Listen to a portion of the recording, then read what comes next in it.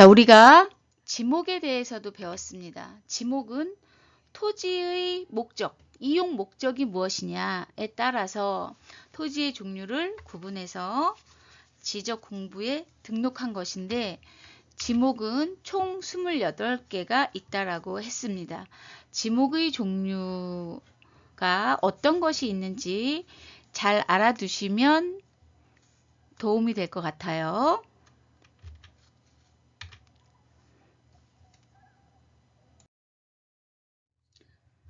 그리고 우리가 많이 헷갈리는 것 중에 도로의 접합 그리고 도로의 저촉이 있는데, 도로의 접합이라는 것은 도로 계획선을 침범하지 않고 도로와 경계를 이루고 있는 상태를 말하고, 저촉은 도시계획 도로선이 대상 토지를 침범해가지고 들어와 있는 상태를 말합니다.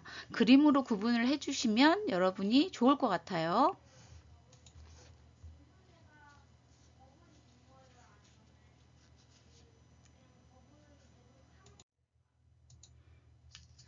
자, 그리고 우리가 무엇보다도 중요한 확정일자에 대해서 배웠습니다. 확정일자는 주택에 대한 것, 주택 임대차 계약에서도 확정일자를 얻어야 하고, 상가임대차보호법에서도 임대인이 권리를 주장하기 위해서는, 실제 권리라는 거, 대항력을 갖기 위해서 확정일자를 받아야 한다라고 말씀드렸어요. 자, 주택의 경우에 확정일자는 법원 또는 주민센터 등에서 임대차 계약을 체결한 날짜를 확인해 주는 거죠. 그래서 임대차 계약 위에다가 날짜가 찍힌 도장을 찍어주는데, 그 날짜를 우리가 확정일자라고 얘기를 합니다. 확정일자는 주택의 세입자, 임차인이 임차주택의 보증금에 대해서 제3자에게 대항력을 가질 수 있는 요건이 되는 거죠. 전세권을 설정해서 동일한 원래는 전세권 설정해서 대항력을 가질 수 있는데, 전세권을 설정하려면 비용도 들고 집주인의 동의가 있어야 된다고 말씀드렸어요. 그래서 집주인들이 전세권 설정하는 거에 대해서 동의를 해주지 않는 경우들도 많고, 또 이 전세권 설정에 드는 비용들도 있기 때문에 실제로 확정일자가 동일한 효력을 발생하면서 비용도 들지 않고 편리하죠. 그래서 우리가 이렇게 쉽게 확정일자라는 걸 받아서 대항력을 갖출 수 있다라고 말씀드렸습니다. 자, 그래서 우리가 그러면 확정일자는 어떻게 받느냐? 첫 번째, 주민센터에 가서 전입신고를 하면서 주택임대차 계약증서 위에 확정일자 도장을 받으면 됩니다. 또는 요즘은 전입신고를 인터넷으로도 할 수 있죠. 그래서 인터넷으로 전입신고를 하는 경우에 인터넷 등기소에서 전입신고를 인터넷으로 한 후에 주택임대차 계약서를 스캔해서 PDF로 제출하면 확정일자를 받을 수 있습니다. 자, 그리고 우리가 부동산 등기에 대해서 배웠네요. 한번 리마인드를 해볼까요? 부동산 등기는 뭐라고 이해하면 좋다 그랬어요? 해당 부동산의 자기소개서 또는 이력서와 같다 그랬어요. 그래서 이 부동산이 언제 처음 만들어져서, 집이 언제 건축돼서 누구에게 팔리고 또 어떤 일들이 있었는지 히스토리를 갖고 있는, 그것을 요약해 놓은 공적 서류가 부동산 등기라고 했습니다. 그래서 부동산 등기는 부동산의 기속과 그 기속의 형태를 외부에서 인식할 수 있도록 공시하는 거죠. 공시라는 거 누구나 다 알 수 있게 알려주는 방법이에요. 그래서 이 부동산 등기는 세 가지로 구성이 되어 있다라고 했습니다. 세 파트로 구성이 되어 있는데, 첫 번째 표제부, 갑구, 을구로 되어 있어요. 표제부는 해당 부동산이 어디에 있는 건지, 그리고 아까 앞에서 배운 지목, 면적은 어떻게 되어 있는지, 건물 번호는, 또 건물의 구조, 면적, 이런 것들을 알려주는, 그러니까 부동산의 실체에 대해서 알려주는 것이 표제부입니다. 그 다음에 갑구는 소유권에 관한 사항을 담고 있습니다. 그래서 집주인이 누구야, 진짜 집주인이 누구야에 대한 사항들을 알려주는 파트라고 할 수 있죠. 그리고 을구는 소유권 이외의 권리에 관한 사항, 은행에 이 집을 담보로 대출을 받았을 때 은행에서 그것은 을구에 기록이 된다라고 했어요. 그래서 부동산 등기는 이렇게 표제부, 갑구, 을구 이렇게 세 가지로 구성이 된다. 기억나시나요? 자, 이러한 부동산 등기는 등기를 통해서 법적 효력이 발생한다라고 우리가 배웠습니다. 그래서 이러한 부동산 등기의 효력은 권리 변동에 대한 효력이 있고 또 제3자에게 등기를 통해서 대항할 수 있는 힘이 생깁니다. 자, 한번 볼까요? 먼저 권리변동적 효력이라는 것은 법률 행위로 인한 물건의 득실, 잃거나 얻었을 때 등기를 해야지만 효력이 발생한다라는 거. 이게 누구 건지. 자, 그런데 간혹 우리나라는 형식적 등기주의를 채택하고 있어서 사고가 나는 경우들이 있다라고 제가 설명드렸는데, 자, 등기 공무원이 접수를 해서 등기 필증까지 교부했다 하더라도 만약에 등기부에 이 사항이 기재가 되지 않았다라고 하면 권리가 변동되는 효력은 발생하지 않습니다. 따라서 반드시 등기 접수를 하고 등기 필증을 받은 다음에는 인터넷을 통해서 등기부에 이 권리 변동 사항이 정확하게 기재가 됐는지 확인을 해야 돼요. 자, 우리가 접수까지 하고 나면 끝나는 게 아니라 반드시 확인하는 절차를 거쳐서 나의 권리가 제대로 인정이 될 수 있는지를 봐야 된다는 거. 이거는 이론적인 문제가 아니라 나중에 여러분이 부동산을 거래했을 때 실질적으로 알아두어야 될 상식이겠죠. 그리고 대항력은 제3자에 대한 부분입니다.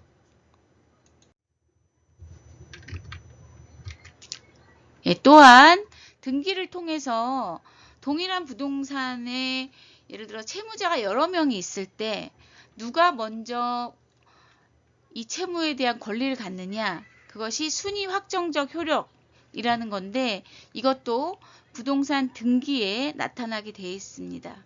그리고 권리 추정적 효력이 발생하기도 효력을 갖고 있지요. 자, 이렇게 부동산 등기는 부동산에 대한 공시를 통해서 이 소유권 외의 물건에 대한 여러 가지 권리를 보호해주는 공적 문서라고 여러분이 생각하시면 되겠습니다. 부동산 등기의 종류에는 어떤 것이 있을까요? 우리가 새로운 등기 원인이 발생하면 그 특정한 사항에 대해서 반드시 등기부에 새롭게 기입을 해야 됩니다. 그래서 이것을 기입 등기라고 하는데, 기입 등기는 경정 등기, 변경 등기, 말소 등기, 회복 등기, 그리고 멸실 등기가 있습니다. 경정과 변경, 말소와 멸실, 이런 것들이 좀 헷갈리는데요. 자, 경정 등기는 등기와 실체 관계가 처음부터 일치하지 않았을 때 그 잘못된 것을 바로잡기 위해서 하는 등기예요. 근데 변경 등기는 등기와 실체 관계가 부분적으로 또 후발적으로 일치하지 않을 때 잘못된 것을 바로잡기 위해서 하는 등기입니다. 제가 문제를 내볼게요. 어떤 사람이 집을 샀는데 면적이 100제곱미터인데 등기에 다시요. 얘가 적합하지 않을 것 같네요. 어떤 사람이 집을 지었어요. 집을 지어서 100제곱미터로 1층짜리 집을 지었는데 건축물 등기를 할 때 100제곱미터를 200제곱미터로 잘못 신고한 거예요. 자, 그러면 세금이 더 많이 나오겠죠. 200제곱미터로 계산이 될 테니까. 자, 이 경우에는 가서 등기를 새롭게 고쳐야 되겠죠. 그럼 이거는 처음에 집을 짓고 등기를 처음 할 때 등기와 실제 관계가 어긋나 있는 거죠. 이럴 때 다시 등기를 하는 것을 변경등기라고 합니다. 자, 변경등기는 우리가 기존에 지번 중심으로 등기를 했었어요. 주소를 표현했는데 이제 위치에 대해서 우리가 도로명 주소로 쓰고 있죠. 그래서 도로명 주소로 이 해당 건축물의 지번을 이제 주소를 바꿔야 할 때 이런 경우는 어떻게 될까요? 변경 등기가 되는 거죠. 처음에는 지번 구조로 등기가 돼 있었지만 이제 그 주소를 쓰지 않으니까 후발적으로 주소의 변동이 생겨서 일치하지 않는 거죠. 이런 것들을 우리가 변경 등기라고 합니다. 이 경정 등기와 변경 등기 차이를 여러분이 잘 알아두셨으면 좋겠습니다. 자, 그리고 부동산 등기에 또 말소 등기와 회복 등기, 멸실 등기가 있습니다. 이것은 여러분이 읽어보시면 이해하실 수 있을 거라 생각돼요. 자, 우리가 등기와 관련돼 가지고 대항력을 가질 수 있냐 없느냐, 순위가 어떻게 되느냐에 따라 얘기를 할 때 공동주택과 단독주택일 때 고려해야 될 사항이 다르다고 수업 시간에 말씀드렸습니다. 기억나시나요? 그래서 우리는 공동주택과 단독주택 정도는 구분할 필요가 있죠. 자, 공동주택은 하나의 건축물의 벽, 복도, 계단, 그 밖의 설비의 전부 또는 일부를 여러 세대가 공동으로 사용하면서 각 세대마다 독립된 주거 생활이 가능한 구조로 된 주택을 말한다라고 했어요. 자, 그래서 대표적인 게 아파트라고 그랬죠. 아파트는 주택으로 쓰이는 층수가 5개층 이상인 주택을 얘기합니다. 그리고 연립주택이 있는데 연립주택은 주택으로 쓰이는 한 개 동의 바닥 면적, 그러니까 2개 이상의 동을 지하 주차장으로 연결하는 경우에는 각각을 하나의 동으로 본다고 했죠. 자, 한 개의 동의 바닥 면적의 합계가 660제곱미터를 초과하고 층수가 4개층 이하인 주택은 연립주택이라고 합니다. 자, 그리고 한 동의 바닥 면적이 660제곱미터 이하인 경우에 4개층 이하인 주택 중에서 한 개 동의 바닥 면적이 660제곱미터 이하인 것은 연립주택이 아니라 다세대 주택으로 본다라고 말씀드렸어요. 그리고 기숙사도 공동주택의 일환입니다. 자, 이와는 다른 단독주택을 알아볼까요? 자, 단독주택은 건축법에 의한 건축물 용도 구분의 하나예요. 그래서 하나의 주택 안에 하나의 세대가 생활할 수 있는 구조로 된 주택이지만 실제로 꼭 하나의 주택 안에 한 세대만 생활할 수 있는 구조는 아니라는 거예요. 그래서 문제가 생기는 거죠. 그래서 우리는 이 단독주택을 일반적인 단독주택, 이 법에서 규정하고 있는 정의에 따른 걸 단독주택이라고 하고 다중주택이나 다가구 주택이 또 있을 수 있죠. 가장 많이 헷갈리는 게 다가구 주택이죠. 다가구 주택은 주택으로 쓰이는 층수가 3개층 이하예요. 그리고 바닥 면적, 1개동의 주택으로 쓰이는 바닥 면적의 합계가 660제곱미터 이하이고 19세대 이하가 거주할 수 있도록 되어 있으면 이것은 단독주택의 한 유형인 다가구 주택이다. 공동주택에 해당되지 않는다. 다가구와 다세대가 헷갈린다라고 했어요. 그리고 다중주택이 있고 그 다음에 공간으로 쓰이는 주택도 우리가 단독주택의 유형으로 포함된다라고 했습니다. 가장 헷갈리는 것이 다가구 주택과 다세대 주택이죠. 다가구 주택은 바닥 면적의 합계가 660제곱미터 이하인 건 동일하지만 층수가 3개층 이하이다. 그리고 19세대 이하가 거주할 수 있다라고 했습니다. 자, 그러면 우리가 부동산 계약을 할 때 이 주택의 형태가 다가구 주택인지 다세대 주택인지에 따라서 보증금을 판단하는 방법이 달라지겠죠. 우리가 다세대 주택의 경우에는 건물의 층수가 4개층 이하, 다가구 주택은 3개층 이하입니다. 두 주택 유형 모두 한 개 동의 바닥 면적이 660제곱미터 이하이죠.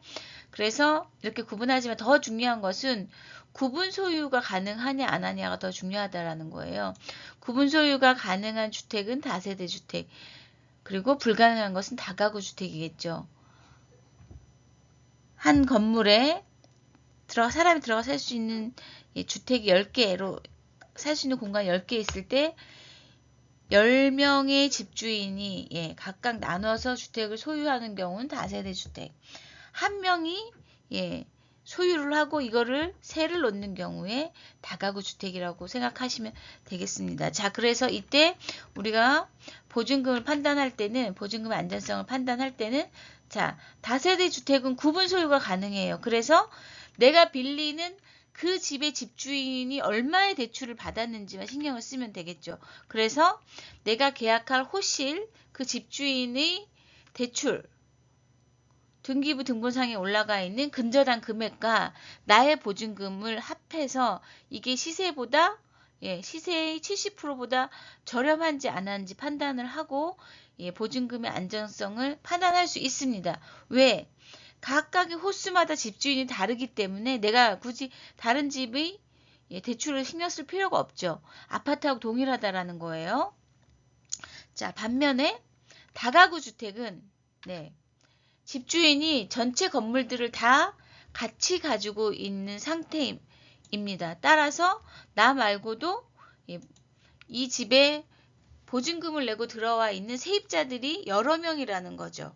따라서 나는 내가 계약할 주택, 전체 이 주택 집주인의 근저당 설정 금액, 채권 최고액이 얼마인지 이거와 더불어서 나보다 먼저 들어와 있는 함께 사는 세입자들이 보증금도 고려를 해야 되고 여기에 나의 보증금을 얹어서 이것이 시세의 70%보다 낮은지 아니면 이걸 초과했는지를 판단하고 계약 시에 이 집을 계약을 할 건지 말 건지 디시전을 해야 된다라는 거죠.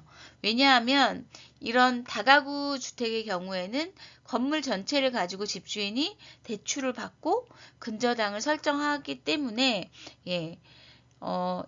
이 전체를 다 고려를 해야 되고 여기에 집주인이 세입자들로부터 받은 보증금 자체도 다 나중에 경매로 넘어갔을 때 나보다 먼저 선순위에 있는 사람한테 돈이 지급될 수 있기 때문에 나는 다 고려를 해야 된다. 그래서 우리가 부동산 계약을 할 때 다세대 주택보다는 다가구 주택이 훨씬 리스크가 크죠. 그런데 불행하게도 우리 대학가 앞에 있는 원룸들은 다 다가구 주택으로 구분이 되어 있습니다. 그래서 이러한 대학가의 이런 원룸촌에서 이런 부동산 사기가 많이 일어나죠. 여러분이 한번 인터넷에 검색을 해보시면 원광대 앞에 이런 부동산 사기가 일어나서 큰 문제, 사회적 이슈가 된 적이 있습니다. 자, 여기까지 우리가 을구에 있는 부분들을 생각을 해봤어요. 자, 그러면 다음번에는 요 다음 시간에는 갑구의 소유권과 관련되어 있는 사항 중에서 우리가 계약을 할 때 신경 써야 될 부분들을 한 번 더 체크를 해보도록 하겠습니다.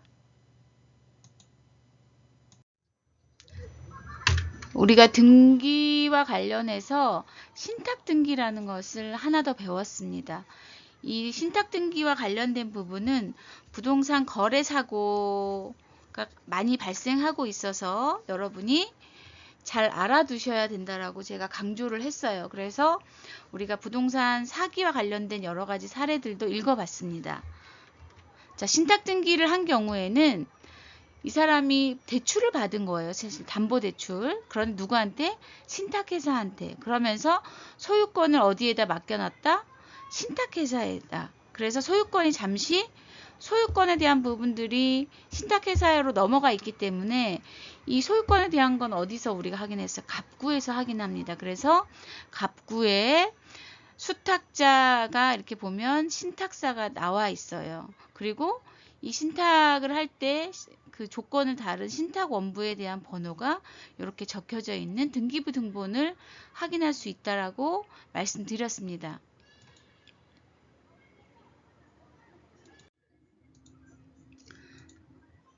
자, 그래서 우리가 부동산 신탁이라는 개념에 대해서 이야기를 했죠. 그래서 이 신탁이라는 것은 신탁을 할 때 등기 명의인이 수탁자인 신탁회사로 바뀌기 때문에 반드시 무엇을 확인해야 된다? 등기부 등본에 갑구, 을구가 아니라 돈을 빌렸다 하더라도 을구가 아니라 갑구에 이 신탁자가 있는지 없는지를 확인을 해야 된다라는 거 강조했습니다. 자, 그래서 신탁회사에다가 담보신탁을 한 경우에는 소유자가 신탁회사가 되는 거기 때문에 기존에 있던 집주인과 계약을 하는 경우는 의미가 없어요. 신탁회사와 집주인이 신탁시에 조건을 계약한 신탁원부를 통해서 진짜 집주인이 이 건물의 임대를 관리할 수 있는 권한을 가지고 있는지 없는지 없다라고 하면 신탁회사와 계약을 하는 게 맞겠지요. 그렇지 않은 경우에는 만약에 이 집이 예를 들어서 경매로 넘어가는 경우에 신탁을 한 이후에 들어온 세입자들은 보호받을 수 없다라고 말씀드렸습니다. 따라서 신탁원부를 갑구에 적혀있는 수탁자가 있는 경우에 신탁원부 번호를 확인하시고 이 신탁원부를 반드시 체크를 해야 된다라고 했습니다. 자, 그래서 신탁원부는 어디에 가서 확인한다? 등기소에서 임대차 계약에 대한 특약사항을 체크할 수 있다라고 했네요. 칼라로 되어 있습니다. 여러분, 강조할 사항이라는 이야기죠. 네, 그리고 우리가 부동산 중개보수에 대해서 배웠네요. 중개보수는 중개사에게 부동산 중개를 의뢰하고 그 계약이 체결되면 지급해야 되는 수수료입니다. 그래서 이 수수료에 대해서는 공인중개사법에서 규정을 하고 있지요. 자, 그런데 이제 이 중개보수는 공인중개사법과 시행규칙에 정해져 있고 실제로 이제 시도 각 지자체에서 구체적인 중개보수 수수료에 대한 요율표가 공표가 되는데 이때 수수료는 중개보수는 중개의뢰인과 개업공인중개사가 서로 협의하여 결정할 수 있다라고 법에 되어 있습니다. 그 이야기는 뭐냐면 법에서 정한 중개보수와 실비의 한도라는 건 뭐예요? 캡을 씌워놔서 여기까지만 받을 수 있다라는 거죠. 그래서 그 범위 내에서 서로 쌍방이 협의를 해서 요율을 정할 수 있다라는 거예요. 반드시 그만큼을 내라가 아니라는 거. 자, 예를 들어서